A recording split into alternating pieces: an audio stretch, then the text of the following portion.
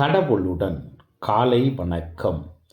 புனித மத்தேயு எழுதிய நற்செய்தி 1ஆம் அதிகாரம் 16, 18 முதல் 21, 24 இறைவாக்கியங்கள். யாக்கோபின் மகன் மரியாவின் கணவர் யோசேப்பு. மரியாவிடம் பிறந்தவரே கிறிஸ்து என்னும் இயேசு. இயேசு கிறிஸ்துவின் பிறப்பை ஒட்டிய நிகழ்ச்சிகள். அவருடைய தாய் மரியாவுக்கும் யோசேப்புக்கும் திருமண ஒப்பந்தம் செய்யப்பட்டிருந்தது. அவர்கள் கூடி வாழும் முன் மரியா கருவுற்றிருந்தது தெரிய வந்தது.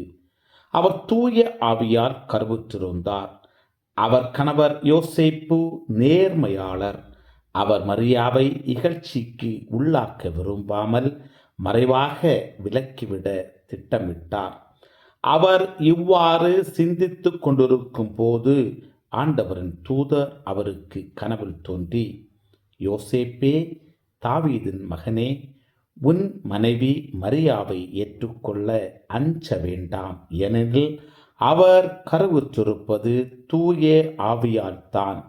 அவர் ஒரு மகனை பெற்றெடுப்பார். அவருக்கு இயேசு என பெயரிடுவீர். ஏனெனில் அவர் தம் மக்களை அவர்களுடைய பாவங்களிலிருந்து மீட்பார் என்றார். யோசேப்பு தூக்கத்திலிருந்து விழித்தெழுந்து ஆண்டவரின் தூதர் தமக்கு பணித்தவாறே தம் மனைவியை ஏற்றுக்கொண்டார். கிறிஸ்துவின் நற்செய்தி. இந்த நாள் இனிய நாளாக அமைய வாழ்த்துக்கள்.